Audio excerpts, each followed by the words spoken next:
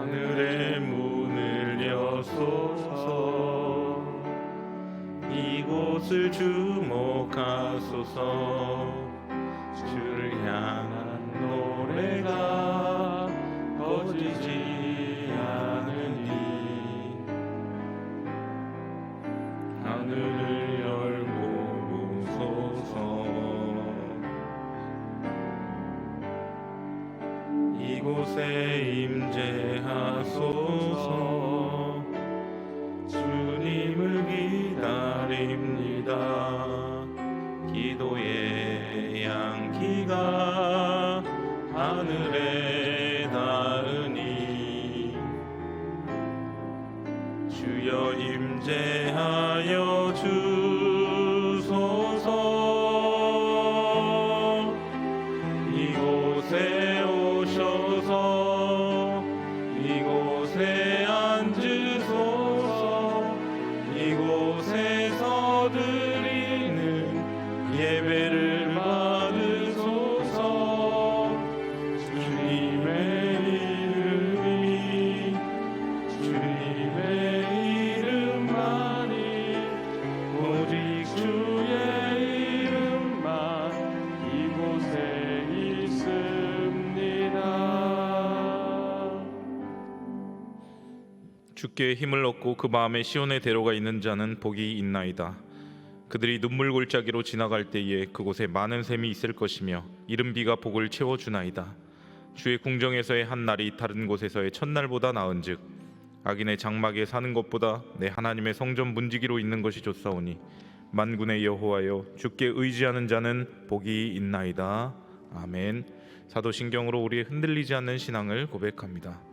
전능하사 천지를 만드신 하나님 아버지를 내가 믿사오며 그 외아들 우리 주 예수 그리스도를 믿사오니 이는 성령으로 잉태하사 동정녀 마리아에게 나시고 본디오 빌라도에게 고난을 받으사 십자가에 못 박혀 죽으시고 장사한 지 사흘 만에 죽은 자 가운데서 다시 살아나시며 하늘에 오르사 전능하신 하나님 우편에 앉아 계시다가 저리로서 산자와 죽은 자를 심판하러 오시리라.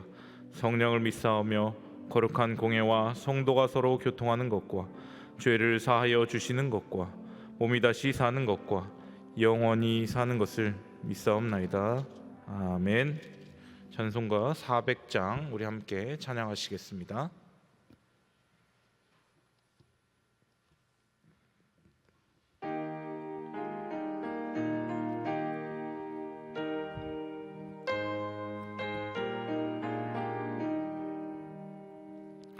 험한 시험물 속에서 나를 건져주시고 노한 풍랑 지나도록 나를 숨겨주소서. 주여 나를 돌보시사 품어주시고 험한 풍파 지나도록 나를 숨겨주소서. 권세 능력 무한하사 모든 시험 이기고 풍랑까지 다스리는 주님 앞에 비오니 주여 나를 돌보시사 고이 품어주시고 험한 풍파 지나도록 나를 숨겨주소서. 죄악길에 빠진 이 몸 캄캄한 데 매며 부르짖는 나의 원 들으소서. 내 주여 주여 나 나를 돌보시사 고이 품어주시고 험한 풍파 지나도록 나를 숨겨주소서.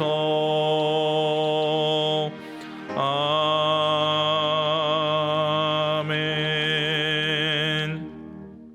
오늘 우리에게 주신 하나님의 말씀은 어제 큐티 본문인 출애굽기 7장 14절에서 25절까지의 말씀을 교독하도록 하겠습니다. 여호와께서 모세에게 이르시되 바로의 마음이 완강하여 백성 보내기를 거절하는도다. 아침에 너는 바로에게로 가라. 보라, 그가 물 있는 곳으로 나오리니 너는 나일 강가에 서서 그를 맞이하며 그 뱀되었던 지팡이를 손에 잡고 그에게 이르기를 히브리 사람의 하나님 여호와께서 나를 왕에게 보내어 이르시되 내 백성을 보내라. 그러면 그들이 광야에서 나를 섬길 것이니라 하였으나 이제까지 내가 듣지 아니하도다.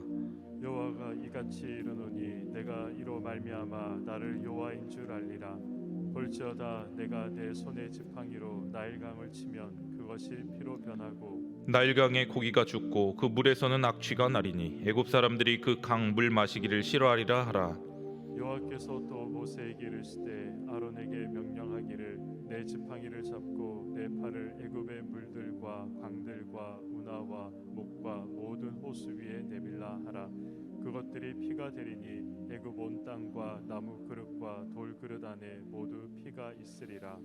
모세와 아론이 여호와께서 명령하신 대로 행하여 바로와 그의 신하의 목전에서 지팡이를 들어 나일강을 치니 그 물이 다 피로 변하고 나일강에 고기가 죽고 그 물에서는 악취가 나니 애굽 사람들이 나일강 물을 마시지 못하며 애굽 온 땅에는 피가 있으나 애굽 요술사들도 자기들의 요술로 그와 같이 행함으로 바로의 마음이 완악하여 그들의 말을 듣지 아니하니 여호와의 말씀과 같더라. 바로가 돌이켜 궁으로 들어가고 그 일에 관심을 가지지도 아니하였고 애굽 사람들은 나일강 물을 마실 수 없으므로 나일강가를 두루 파서 마실 물을 구하였더라.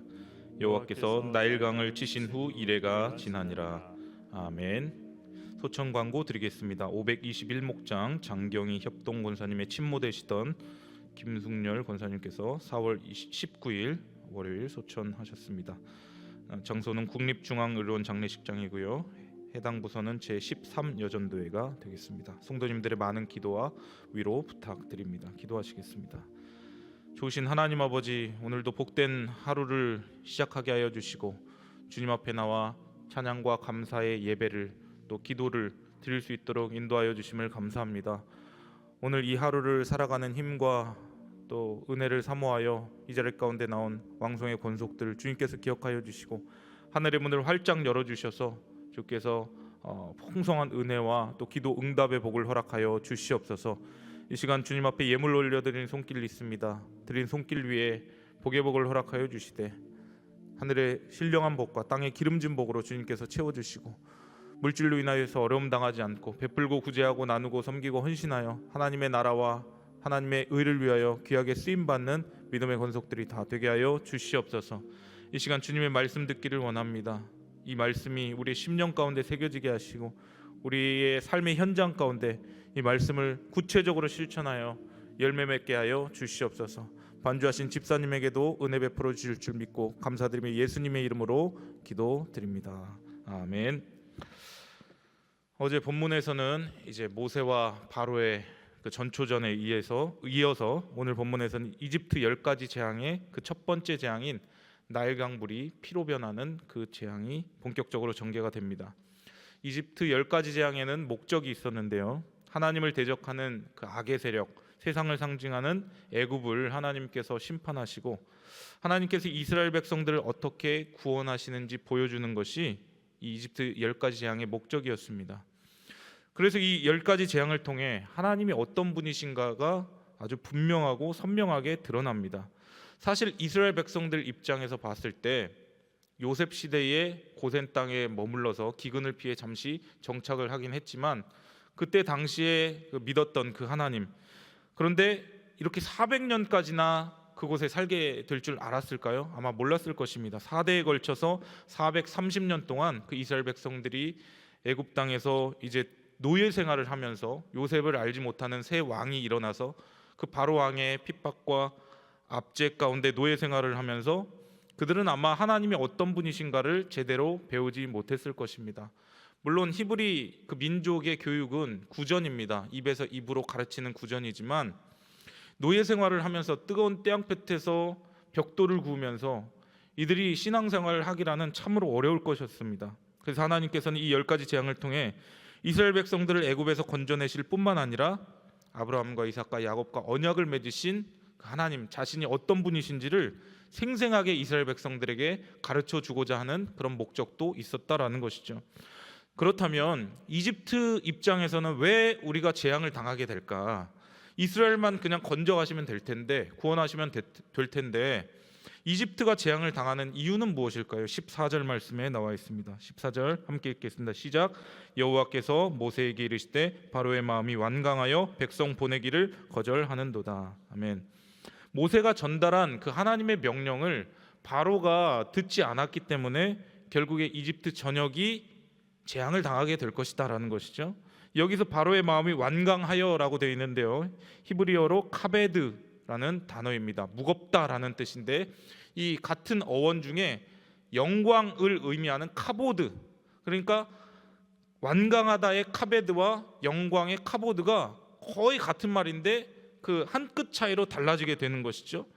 이 바로의 깨닫지 못하는 그 둔한 마음을 지금 완강하다라고 표현을 하고 있는 것인데요, 바로 한 사람의 고집 때문에 전체가 피해를 보는 것입니다. 우리 마음이 심령이 강팍하고 완강해졌을 때 우리는 하나님의 영광을 위하여 살아갈 수 없습니다. 그런데 이 완강한 마음을 우리가 내려놓을 때에 우리의 마음은 부드러워져서 하나님의 영광을 위하여 카보드 살아갈 수 있다라는 것이죠. 무능한 지도자 한 사람 때문에 이집트 온 백성과 전역이 고통을 당하게 되는 것입니다. 출애굽 당시 이집트는 세계 최고의 강대국이었습니다. 다른 나라와 비교할 수 없을 만큼 강한 군대를 가지고 있었고요, 경제적으로도 풍요로웠습니다. 이 같은 배경에는 6,800km에 달하는 나일강이 있었습니다. 풍부한 강물이 있어서 가뭄이 들어도 이 이집트 사람들은 끄떡이 없었습니다. 아프리카 전역을 관통하는 나일 강물이 세계에서 가장 비옥한 토지를 이 이집트 사람들에게 제공을 했습니다. 그래서 당시 나일강을 통해 화려한 문명을 꽃피웠던 이 이집트 사람들은 나일강을 그들의 자랑거리와 자부심, 의지의 대상으로 삼았습니다. 자, 한번 생각해 보시길 바랍니다. 하나님께서는 창세기 1장 26절 28절 말씀에서 온 천지 만물을 지으시고 사람을 만드시고 나서 생육하고 번성하여 땅에 충만하라, 땅을 정복하라, 바다의 물고기와 공중의 새와 땅에 기는 모든 것을 다스리라고 문화 명령을 내려주셨는데, 타락한 인간이 그 모든 자연 만물을 다스려야 함에도 불구하고 오히려 그것으로부터 지배를 받고 숭배를 하는 그런 지금 완전히 하나님의 창조 질서와 어긋나는 행위를 하고 있는 지금 모습을 보이고 있다라는 것이죠. 이 이집트 사람들은 세계 최강 대국이 될 수 있었던 이유가, 또 바로 왕이 신적인 존재가 될 수 있었던 이유가 이 나일강 때문이다라고 그렇게 생각을 했던 것입니다.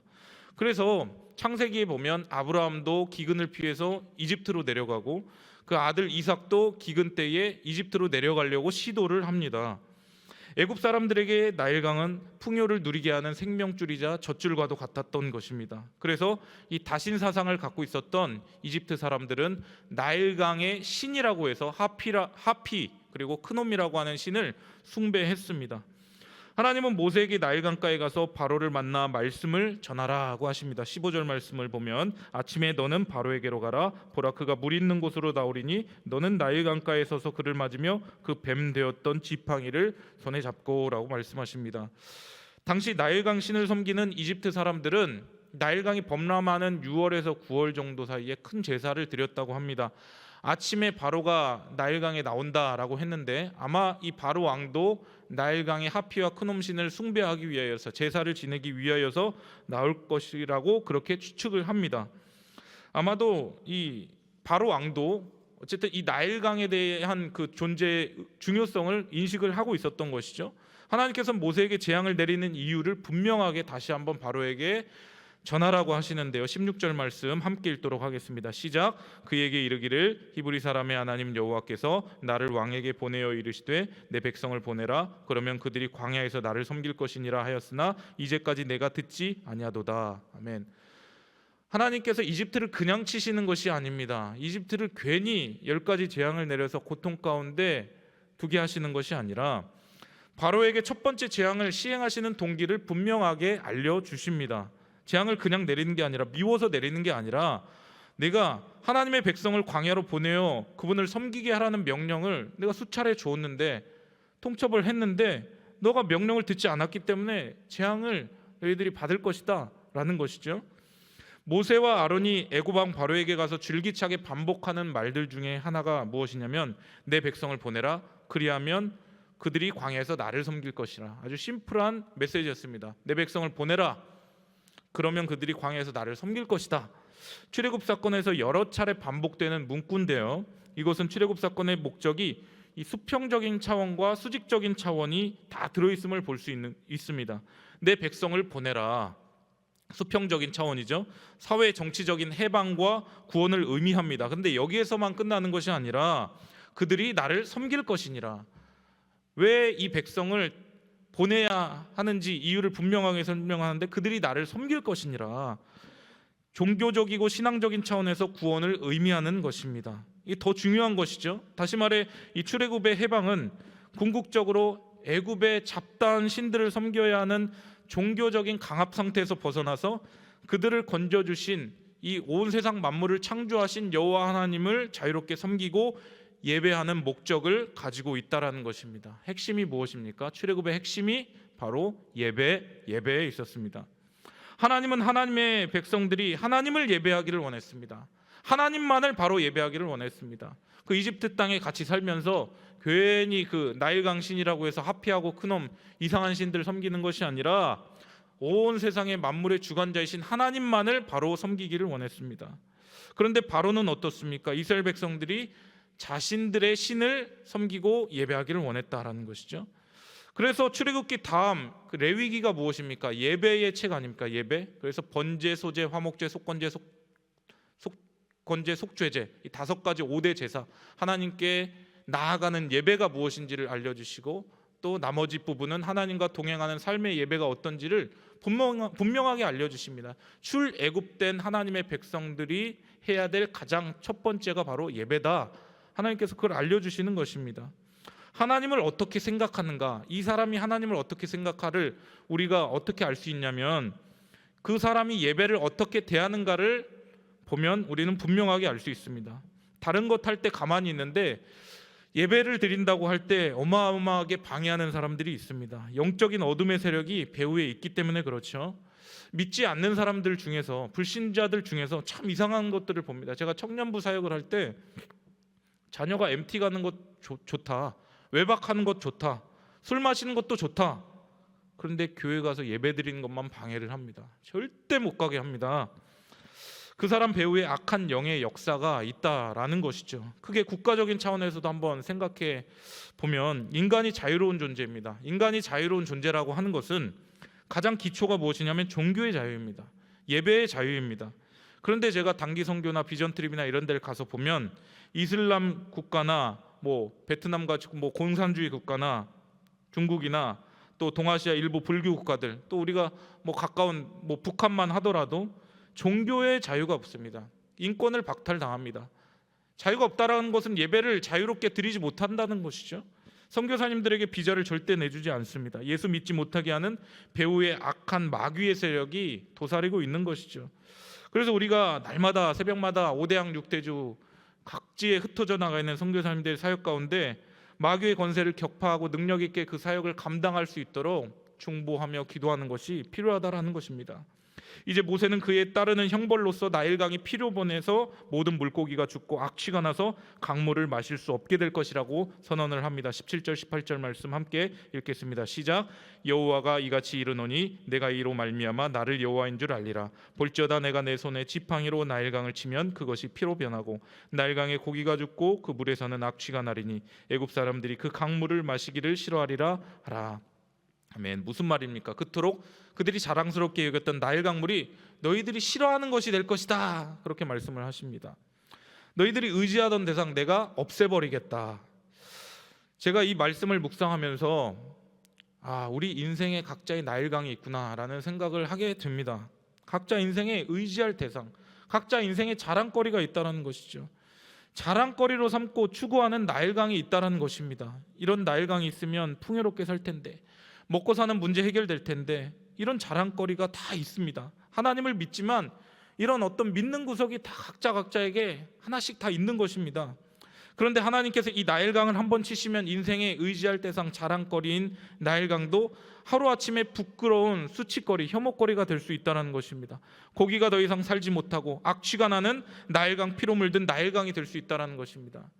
하나님께서 생육하고 번성하여 땅에 충만하라, 땅을 정복하라, 바다의 물고기와 공중에 나는 새와 땅에 기는 모든 것을 다스리라 하셨는데, 그것을 다스리지 못하고 오히려 우리가 지배를 받고 물질을 컨트롤하지 못하고 물질의 지배를 받고 한다면 어떻습니까? 고기가 더 이상 살지 못하고 악취가 나는 나일강, 피냄새가 나는 나일강, 우리가 이 땅을 살아가지만 생명력이 없는 그런 삶을 살아가게 될 것임을 우리가 이 말씀을 통해 보게 되는 것입니다. 하나님께서 능력의 손길을 거두시면 자랑거리가 한순간에 수치거리가 되는 것입니다. 이 첫 번째 재앙을 통해 하나님께서 우리에게 알려주시는 것이 무엇입니까? 우리가 의지해야 할 대상, 우리가 자랑해야 할 대상은 하나님 한 분밖에 없음을 믿으시기를 바랍니다. 사랑하는 성도 여러분을 지탱하는 그 힘이 무엇입니까? 나는 하나님을 믿어, 나는 하나님만을 신뢰해 라고 하지만 믿는 구석이 다 있다라는 것입니다. 나일강이 다 있다라는 것입니다. 저 사람 잘 사는데, 세상 사람들이 그리스도인들을 바라보면서 우리들을 바라보면서 저 사람 예수님 믿어서 저렇게 행복한 거야, 예수님 믿어서 잘 사는 거야, 이렇게 이야기를 해야 되는데 저 사람 돈이 많아서 그래, 뭐가 있어서 그래, 저 사람 부모님이 뭐 땅을 잘 이렇게 해놔서 저 사람 끄떡없어, 이런 이야기를 들으면 안 된다라는 것입니다. 저 사람 뒤에는 하나님이 있어, 예수 믿기 때문에 저 사람 참 행복해 보여, 이런 이야기를 듣는 복된 인생이 되기를 주님의 이름으로 축원합니다. 우리 항상 점검해야 됩니다. 내 인생에 의지할 대상이 무엇인가, 내 인생의 자랑거리가 무엇인가. 외적 조건인 자랑거리가 나일강이 아니라 예수 그리스도가 되기를 주님의 이름으로 축원합니다. 모세가 바로에게 아주 친절하게 이러이러한 일이 일어나게 될 것이다 라고 알려줬는데, 바로는 그 말을 귓등으로 듣습니다. 해볼 테면 해봐라. 모세의 말을 무시했는데요, 모세의 말을 무시한 것이 아니라 하나님의 말씀을 무시하고 하나님 업신여기고 콧방귀를 낀 것입니다. 이제 더 이상 자비가 없습니다. 하나님께서 모세와 아론에게 명령을 하십니다. 19절 말씀을 보니까 여호와께서 또 모세에게 이르시되 아론에게 명령하기를 내 지팡이를 잡고 내 팔을 애굽의 물들과 강들과 운하와 못과 모든 호수 위에 내밀라 하라. 그것들이 피가 되리니 애굽 온 땅과 나무 그릇과 돌그릇 안에 모두 피가 있으리라 라고 그렇게 명령을 하십니다. 그래서 모세와 아론은 바로와 그의 신하들이 보는 가운데 지팡이를 들어서 20절과 21절 말씀을 보니까 나일강을 칩니다. 그러자 나일강 물이 피로 변하게 되죠. 나일강 고기가 죽고 그 물에는 악취가 나서 애굽 사람들이 나일강 물을 마시지 못하게 되었다. 그토록 풍요로움과 자랑거리로 삼던 그 나일강, 목마름을 오히려 유발시키는 그런 대상이 되었다라는 것입니다. 그런데 이집트 요술사들도 똑같은 요술을 부립니다. 22절 말씀을 보니까 애굽 요술사들도 자기들의 요술로 그와 같이 행함으로 바로의 마음이 완악하여 그들의 말을 듣지 아니하니 여호와의 말씀과 같더라. 바로가 돌이켜 궁으로 들어가고 그 일에 관심을 가지지도 아니하였고 라고 되어 있습니다. 요술사들도 물을 피로 만드는 술법을 행합니다. 일전에 지팡이로 뱀을 만드는 그런 술법을 요술사들도 했는데요, 이 똑같이 물을 피로 만드는 술법을 이집트의 요술사들도 행합니다. 이건 무엇을 뜻합니까? 그들도 나름 인간적인 잔재주가 있다라는 것이죠. 상대적인 진리를 말하는 것입니다. 모세와 아론이 행했던 그 요술은 절대적인 진리라면 지금 이 요술사들은 상대적인 진리, 상대적인 잔재주를 부리고 있는 것이죠. 이것을 보고 바로의 마음이 완악해서 궁으로 들어가 버립니다. 참된 진리를 진리로 바라보지 않고 상대적인 진리를 보면서 이것도 되는데 뭐 너만 마법을 부릴 줄 아냐, 너만 요술을 부릴 줄 아냐 하면서 귀를 닫고 눈을 닫고 하나님 경고에 귀를 기울이지 않는 그 완악한 바로의 모습들이 있다는 것입니다. 우리 주변에도 보면 이런 분들이 있습니다. 절대적인 진리가 아닌 상대적인 진리를 딱 보면서 자 봐라, 여기에도 진리가 있지 않냐, 왜 기독교만 유일한 진리라고 이야기를 하냐, 여기에도 진리가 있다, 이것도 허용을 해줘라, 여기도 똑같이 이런 능력을 행할 수 있다, 잔재주를 보면서 그것이 마치 절대적인 진리인 양, 상대적인 진리가 절대적인 진리인 양 그렇게 생각하며 살아가는 사람들이 있다라는 것이죠. 그래서 우리 예수 그리스도가 유일한 진리이십니다, 절대 진리이십니다 라고 외칠 때 예수만 유일한 진리라고 그렇게 말하지 마라, 여기에도 진리가 있고 여기도 진리가 있고, 그렇게 사람들이 이야기를 하면서 눈과 귀를 닫습니다. 하나님의 전능하신 손길, 지금 역사를 보여주셨으면 빨리 깨닫고 돌아와야지 그 역사 가운데서, 그 기적 가운데서 마음의 눈을 닫아버립니다. 나도 할 수 있다고 그렇게 교만하고 자만하는 것이죠. 하나님께서 권능으로 애굽의 가장 중요한 근원을 치셔서 그로 인해 악취가 나고 강에 있던 생명들이 다 죽었는데 바로의 반응이 어땠습니까? 바로에게 그게 중요한 문제가 아니었다라는 것이죠. 자신에게 직접적인 피해가 오지 않았기 때문에 그는 어차피 스스로 물을 구해서 떠 마시고 그러지 않았고 신하들이 다 가져다 주는, 떠다 주는 그런 물을 마셨습니다. 화려하고 안전한 왕궁에 거하면서 아름다운 옷을 입고 맛있는 요리를 즐겼습니다. 그의 관심은 백성들이 아니라 권력과 제국이었습니다. 일반 백성의 고통에 관심이 없었습니다. 나 몰라라 합니다. 애굽 사람들은 이 바로 왕을 신으로 떠받들었지만 거짓 신이었던 그는 자기 자신밖에 몰랐다는 것이죠.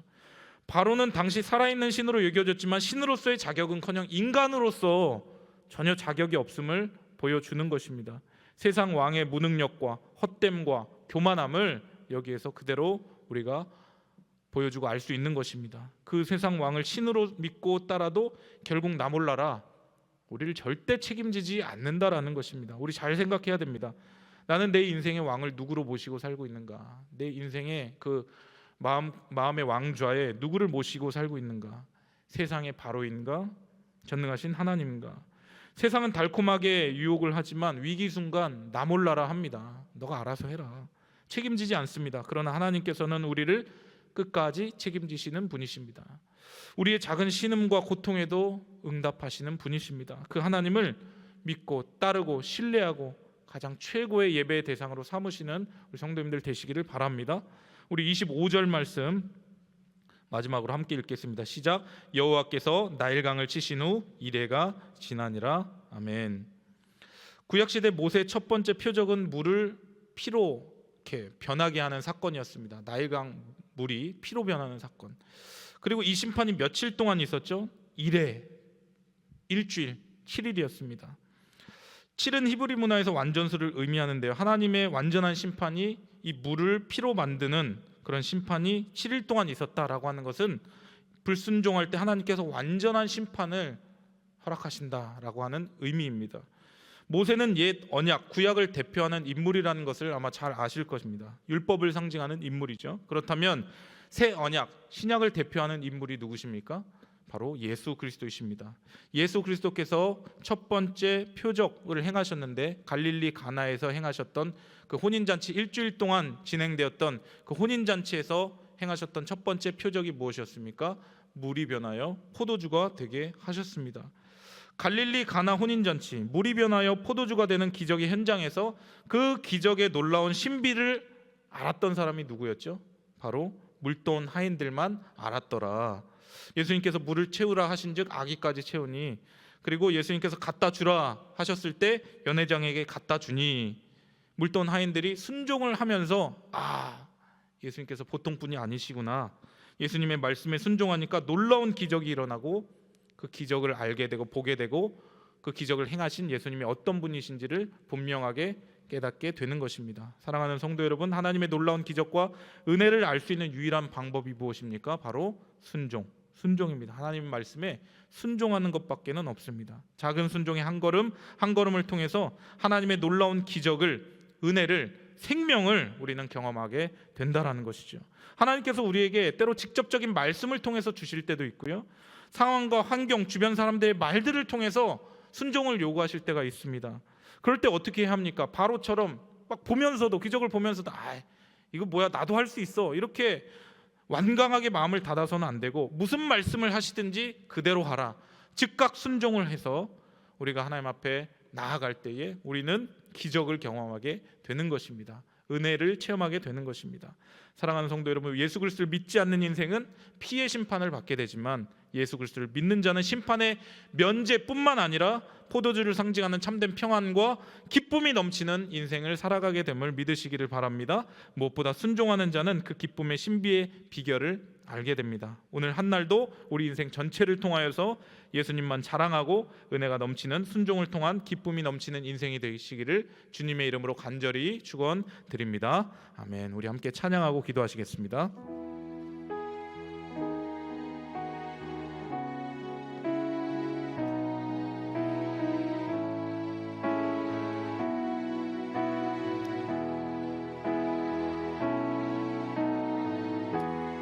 은혜 아니면 살아갈 수가 없네.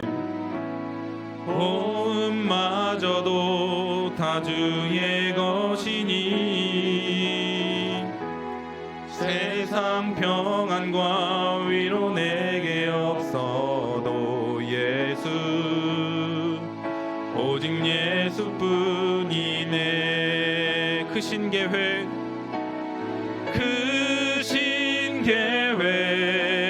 다 볼 수도 없고 작은 고난에 지쳐도 주께 묶인 나의 모든 삶 버티고 견디게 하시네. 은혜 아니면 살아갈 수가 없네. 나의 모든 것 다 주께 맡기니 참된 평안과 위로 내게 주신 주 예수, 오직 예수뿐이네. 시간 함께 기도하며 나아갈 때에 말씀 기억하면서 기도하겠습니다. 내 인생의 나일강이 무엇입니까? 내 인생에 하나님보다 더 의지하는 대상, 그 나일강과 같은 자랑거리를 다 내려놓게 하여 주시고 하나님만 오직 의지하는 대상으로 삼게 하시고 하나님만 자랑하는 우리의 인생 되게 하여 주시옵소서. 하나님의 말씀에 절대 순종하는 우리들 되게 하여 주시옵소서. 하나님께서 말씀하실 때에 또 상황과 환경을 통하여 말씀하실 때에 눈과 귀를 닫아버리는 그 완강한 태도를 갖지 않게 하여 주시고 무슨 말씀을 하시든지 그대로 아멘으로 받고 순종할 수 있는 우리들의 복된 인생, 그리하여서 참된 평안과 기쁨이 넘치는 포도주 잔치가 풍성하게 벌어지는 그런 인생을 이 땅 가운데서 살아가게 하여 달라고, 또 우리 교회를 위하여 기도할 때에 특별히 이번 주 태신자 전도 축제가 있습니다. 말씀을 준비하신 담임 목사님에게 성령의 충만함과 말씀을 준비하실 때 깨닫는 지혜를 허락하여 주시도록 비대면 태신자 예배를 드리게 될 때에 태신자들의 마음의 문을 활짝 열어주셔서 시간과 공간을 초월한 하나님의 능력의 말씀이 그들의 심령 깊숙한 곳에 잘 박힌 목과 같이 새겨져서 구원받을 자 구원받게 하여 주시고 힘을 얻을 자 힘을 얻게 해달라고, 영생을 주시기로 작정된 자들이 다 믿게 되는 놀라운 구원의 역사가 나타날 수 있게 해달라고 기도해 주시고요.